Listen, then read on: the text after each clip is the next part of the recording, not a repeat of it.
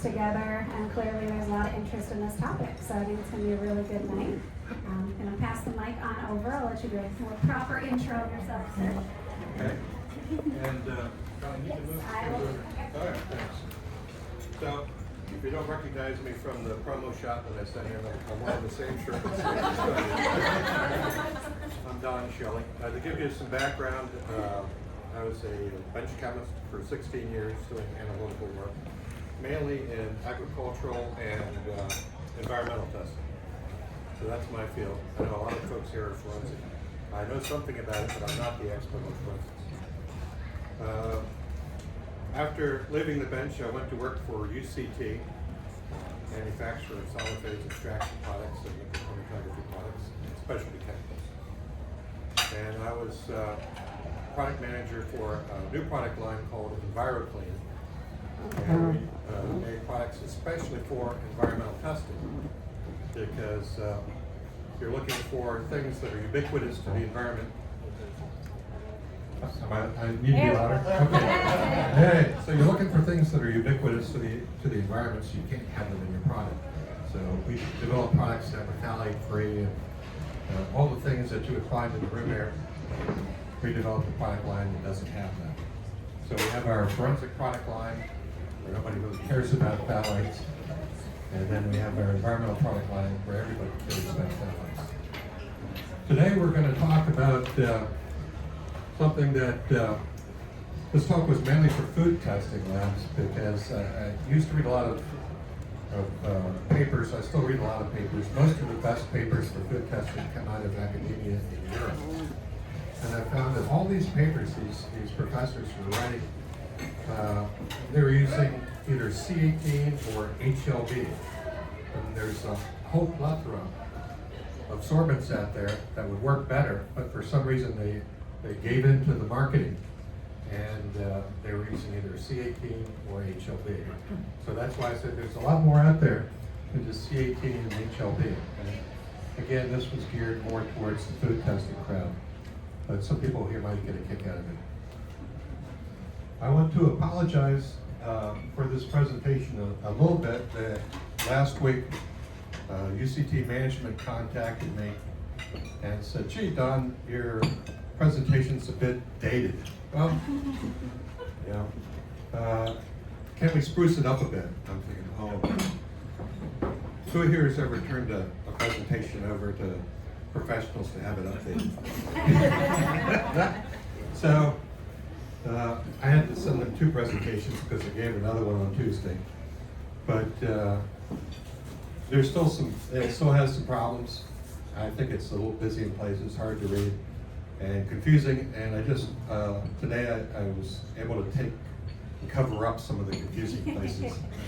And then I just kind of hand wrote in on there some of the missing things. So you'll see that in the presentation. So, and they took out all my jokes. I don't know why. Yeah, that was the best part. Jokes.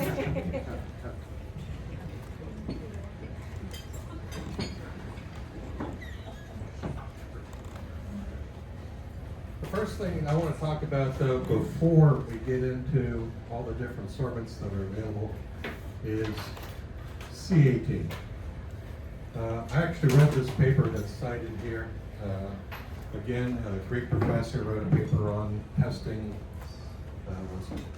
something for something, food products, and he used C18 to get rid of, it was baby food, to get rid of the lipids. And he found that the more C18 he added to get a cleaner extract, the lower his pesticide returns were organophosphate pesticides. And I'm thinking, I've never seen that before. So I said, I wonder whose C18 he used. Was it end-capped or unend-capped? I don't know. So I'm looking through all the reagents, and it's not listed. So I read the whole paper again. Nowhere does he say where he got the C18 or what kind it was. I'm thinking, well, that was a waste. So nobody can reproduce that because no 2 C18s are the same. So I was still with UCT as a product manager back then. This was around 2010, I guess. And so I acquired 5 different C18s from 5 different manufacturers. It's all blinded here. UCT, one of UCT's C18s in there. We make 3 different C18s. And so we did extracted some organophosphate pesticides using the standard European method. And the results were interesting.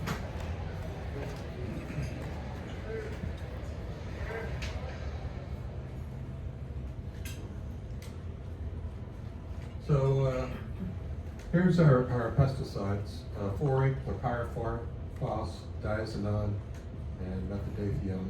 A lot of people, you can buy diazinon at Home Depot and use that on your garden. It works really well, breaks down very quickly, kills on contact. But anyway, we just labeled the pesticides A through E, and we chose whole milk as a matrix, and we used the European catcher's method for extraction, which is the common method people use for pesticide analysis. And everybody knows that tries to watch the waistline, that whole milk has 3.25% fat.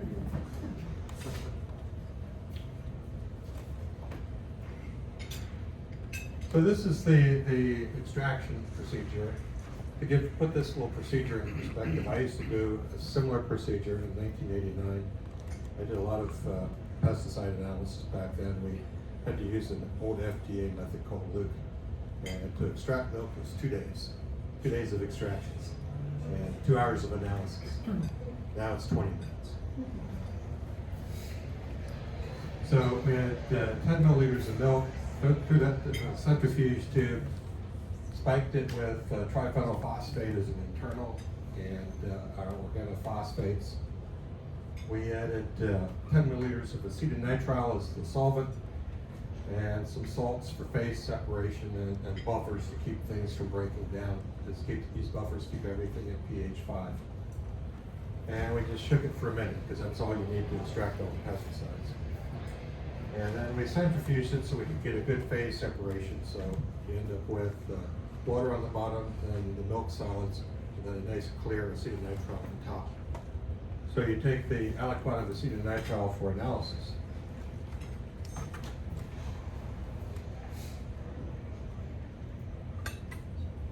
Here's one of those things that I took out of there. Be just too distracting.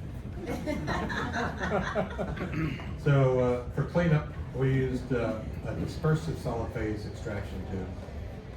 Anybody ever heard of dispersive solid phase extraction? Yeah. To give you an idea, what we call modern solid phase extraction was first developed in the 1970s at Perkin-Elmer. Perkin-Elmer in the 1970s. There's a group there that was making GC columns. Back then, for those that aren't old enough to remember, GC columns were packed columns, sort of like HPLC columns today. And so a bunch of chemists there making sorbents, pack into these GC columns. Well, a guy comes into the lab and says, I've got this Erlenmeyer with steroids in it. Anybody have any idea how to get the steroids out of this buffer? So this one wisecracking chemist by the name of Mike Lepchak, he dumps his packed column packing in there. And the guy says, oh, here you go. Ruined it. So the next day, Mike goes back in there and swirls it around, pours it through a filter, piece of filter paper, lets it dry, and then pours some methanol in there, catches the methanol, runs it on the instrument, and lo and behold, there are all the steroids. So Rand told the bosses, hey, we got something going here. So they called it dispersive solid phase extraction. The lawyers looked into it and realized that the Germans have been doing it since 1900. It was started by a German scientist named Schmidt.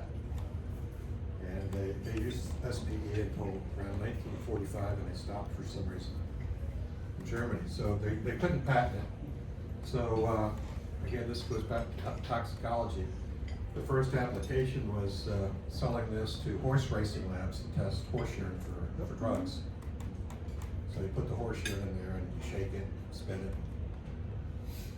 Voila. 10 years later, Waters came out with the first cartridge called the Subpack. But Perkin-Elmer had the dispersive SPE. And then Mike Lepchak, by the way, he's the founder and CEO of UCT.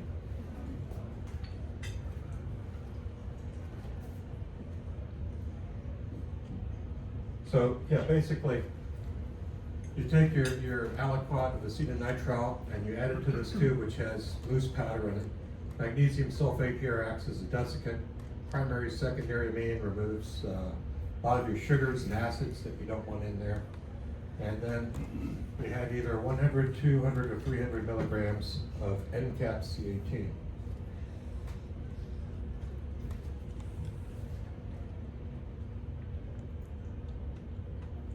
So here's the first one. Now, I apologize for C. The guys in the lab dropped one of them, so we only have 2 data points for C. Wasn't in the budget to repeat. But it was really interesting what we got here. You saw with A, sure enough, when you add more sorbent, it starts to drop, recoveries start to drop.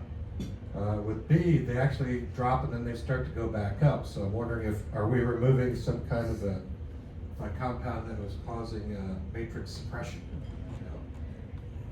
C was a disaster, wouldn't buy C.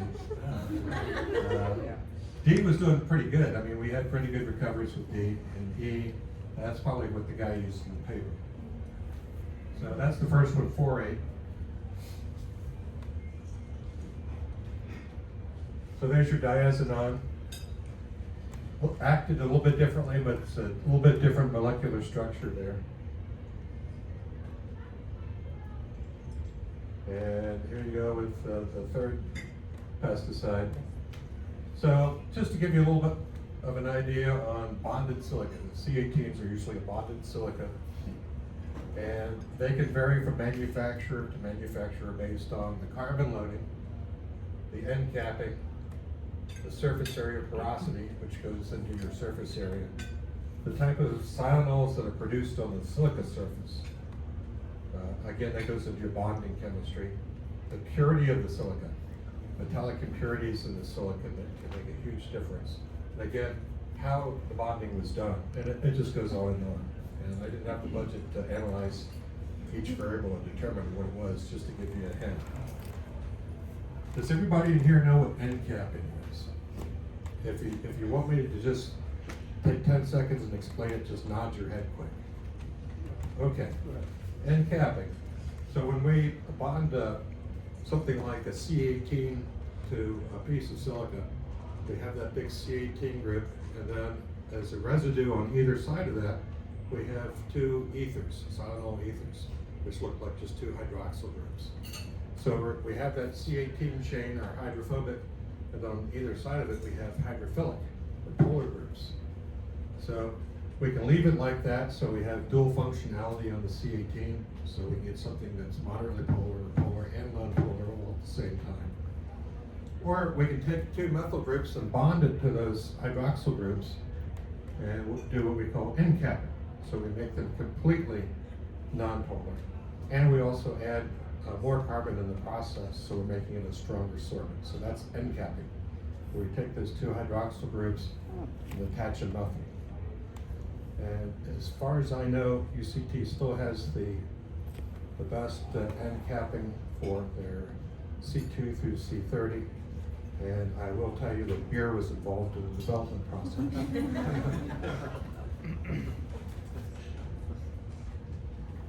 Lots of beer. So here's we looked at the characteristics of these C18s. So the carbon loading, you notice there's a huge variation. Here we go. So a lot of carbon on A, not so much on B. And so there's a lot of variety in the carbon loading. So that pretty much is a measurement of strength right there. Pore volume, which goes towards surface area. Huge variation in pore volume. And then again, your surface area.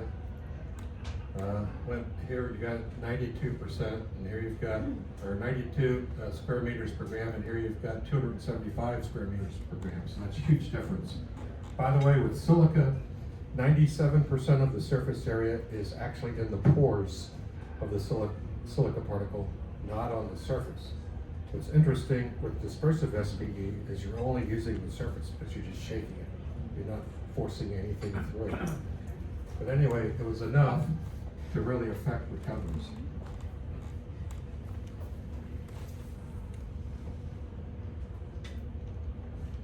So we started plotting recovery versus these various factors. So here's 4-8 recovery versus percent carbon. So you notice this one that had the really high percent carbon, it seemed to do better, and the low carbon, it seemed to do worse.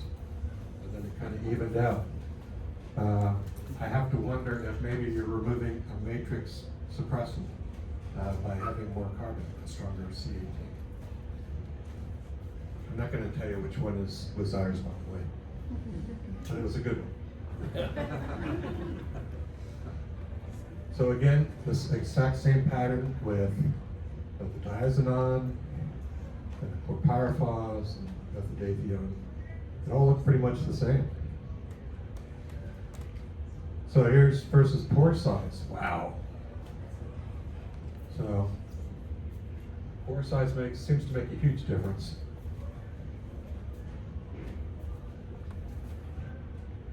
So that's a factor. Again, it was the same with all of them. So it was pore size, not the molecule, but the pore size. Surface area now, we're looking at surface area. It looks a lot like pore size because pore size affects surface area. So there we go. So just the whole purpose of this is just to show you that no two C18s are the same. And when you come across a C18 that works for you, stick with it. Don't say, oh, I can get it half price over here, because it might not be as good, or it might even be better, but you're going to get different results. So when you have something that works for you, I would recommend sticking with it. If you do want to try someone else's, try it. Compare it to your old C18 first and see if you get the same numbers. But don't just assume that all C18s are the same. And please, please, please, if you write a paper with C18 in it, please tell me where you bought it. Okay?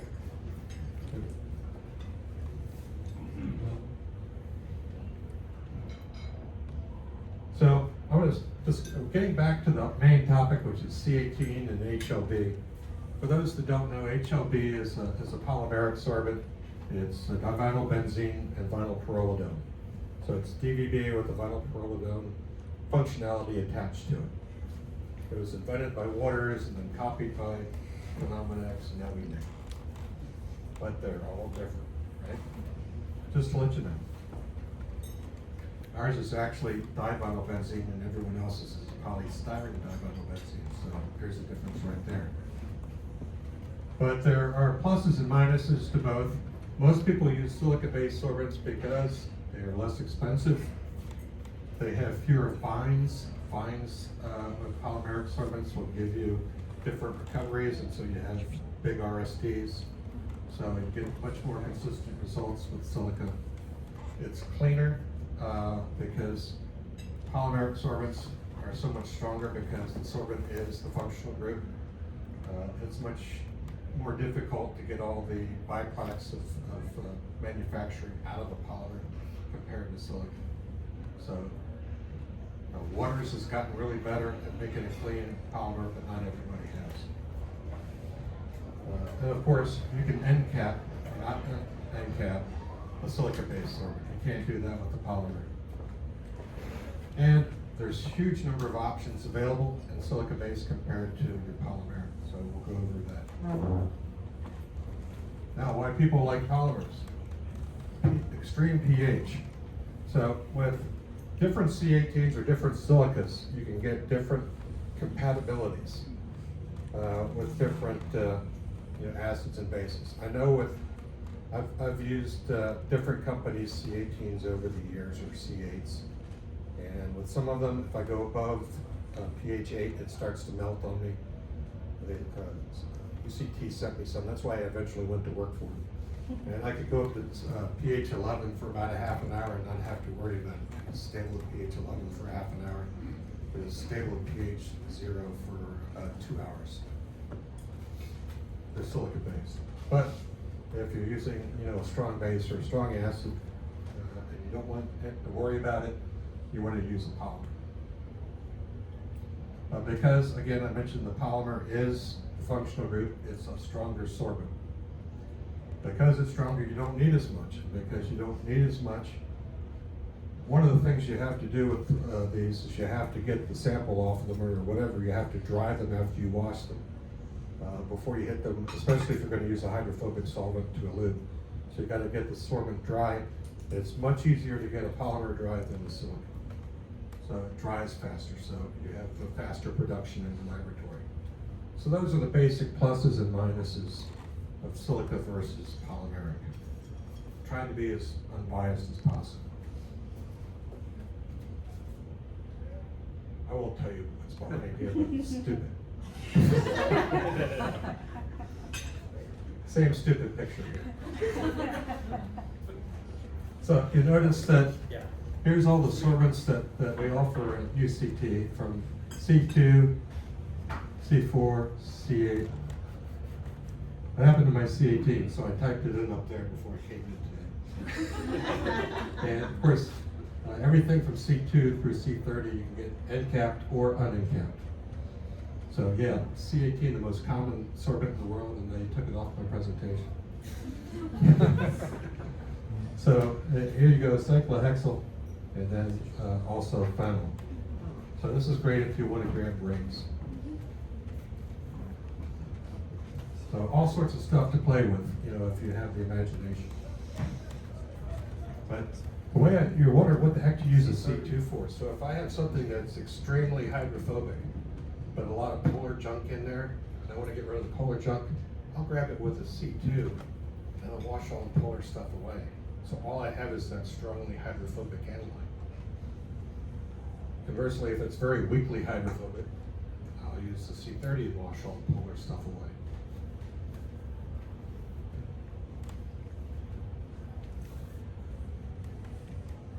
I'll let that one stay. So here's your normal phases. So silica is very popular. Diol, we have diol cyanopropyl.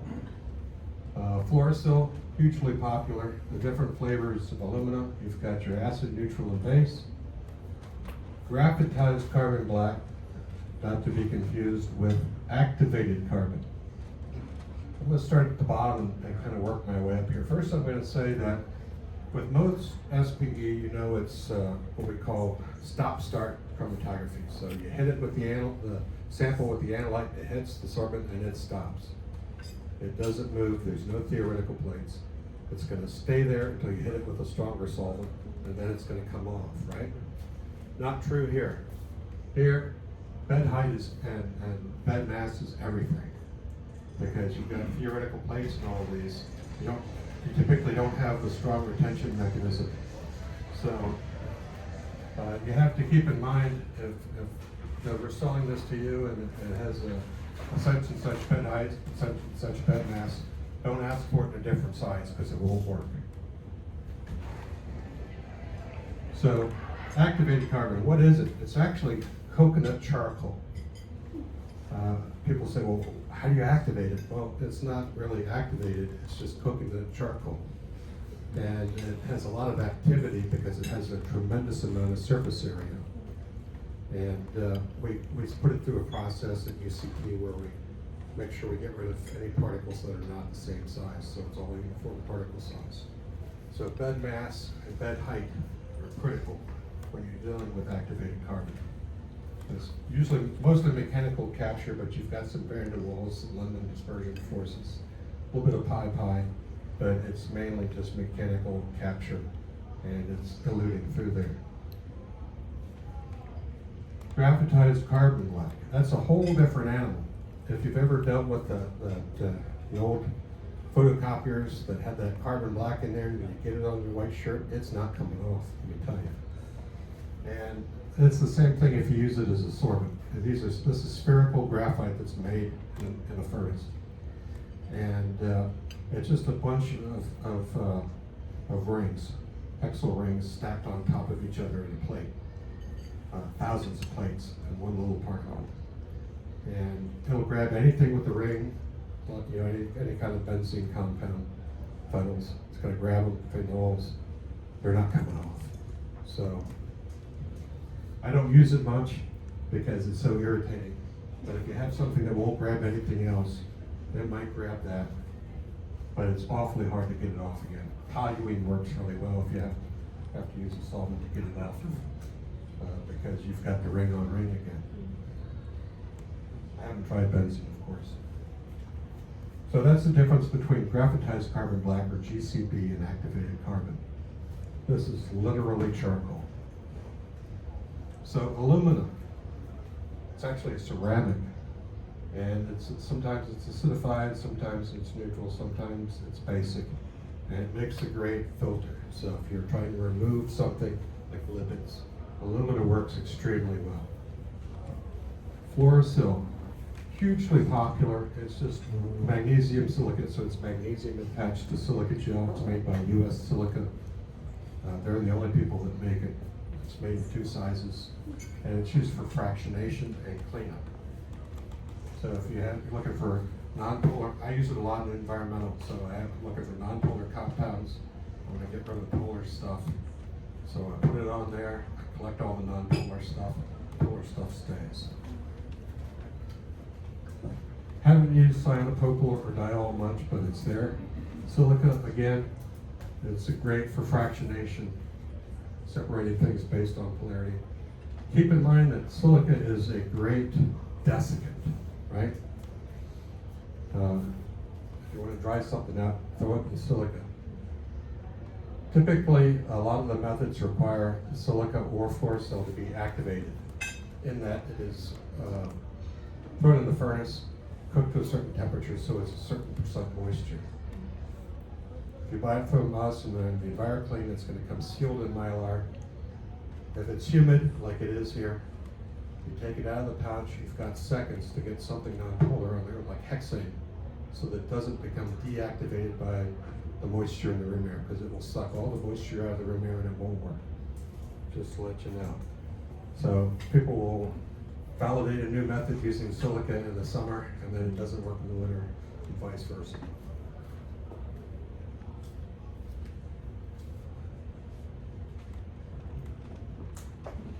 I added this slide today because they really messed this one up. So, all you folks in forensics probably know this, and you have all these pKa's memorized, right?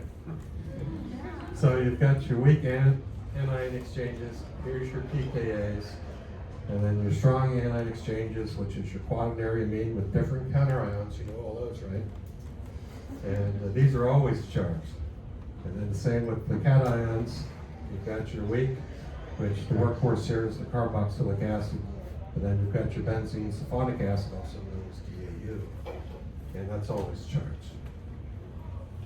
So again, you're either manipulating the charge on the analyte by changing the pH, bonding it to the sorbent, and then changing the charge on the analyte again and diluting it off, or in case with the weak ion exchange, you're changing the charge on the sorbent itself by manipulating the pH. pKa is the dissociation constant.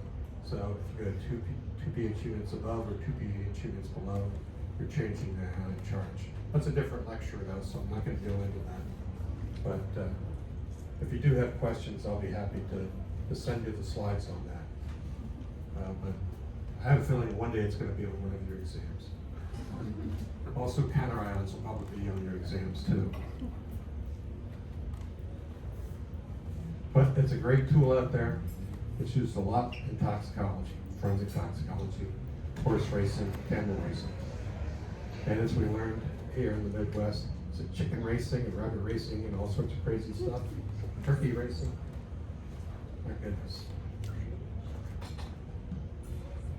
So again, this just spells the same thing out. Again, the pKa's, so these, I had to add the word weak, anion exchange. And your strong anion exchange. And again, the only difference here are the different counterions. You got weak ions and we got strong ions. So you can use counterions to manipulate your sorbent, or you can change the charge on your analytes. You can Google and find this. This is a relative cation selectivity chart. So here's your 3 cation ions for the quaternary amines. So your strongest is your chloride, and then your acetate, and my eyes won't show me with that, hydroxide. So again, if, let's say, you saw in one of my presentations, I used the buffer, citrate buffer. Don't use that because it's a strong cation and everything's going to get let go, right? It's just a proton with your strong cation exchange. So those are tools that are available to you, especially in forensic toxicology.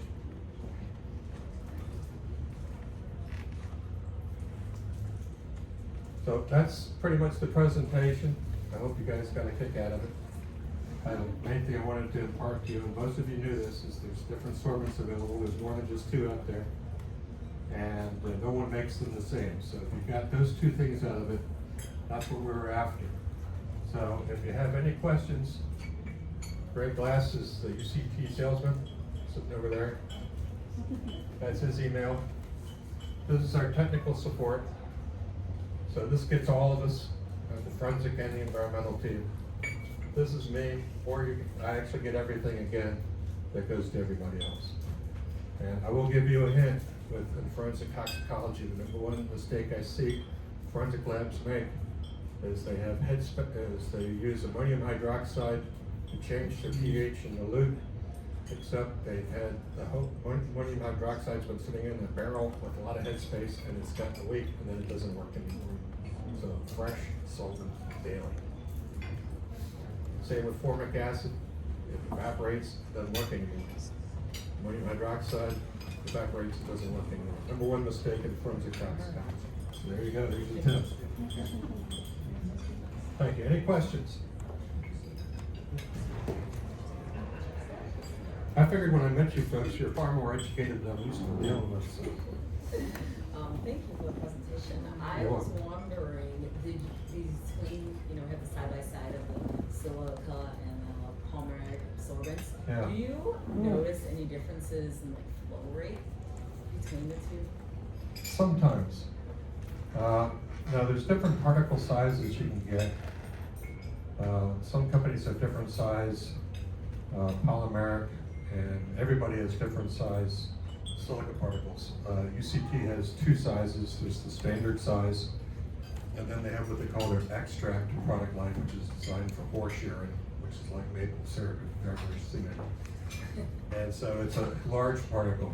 So they have all their phases in the extract line as well. So if you have an issue with flow rate, then you want to go to a larger particle size. One of the issues with the polymeric is it's very hard to get the fines out.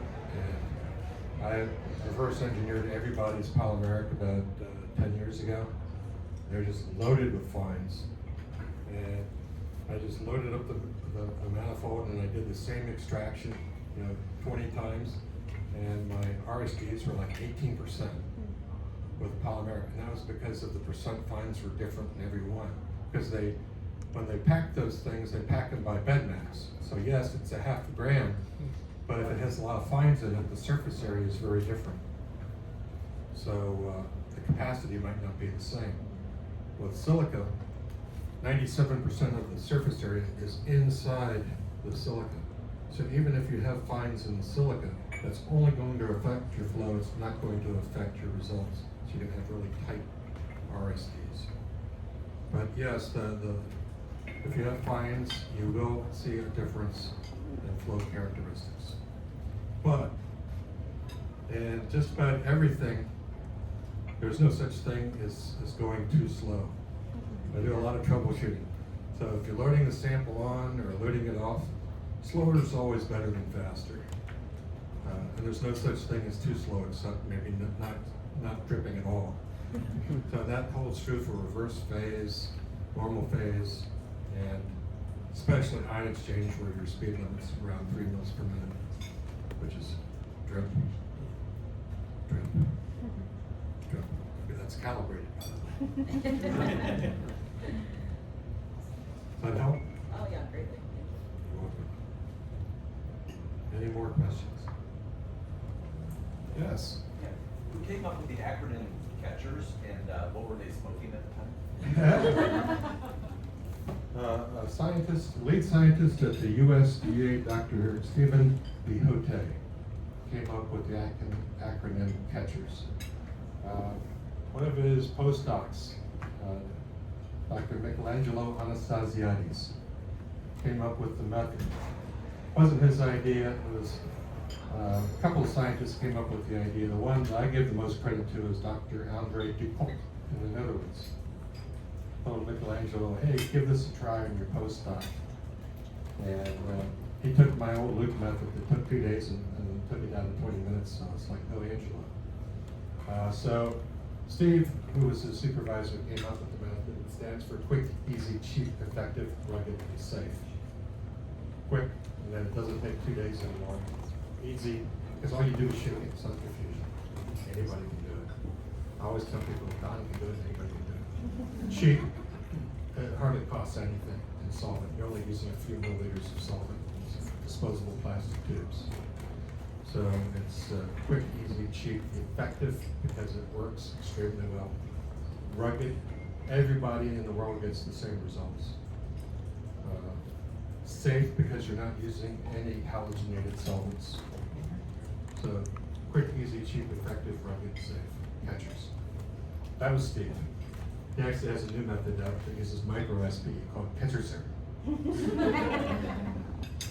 debuted that in Europe at the European Pesticide Residue Workshop last November. Catchers.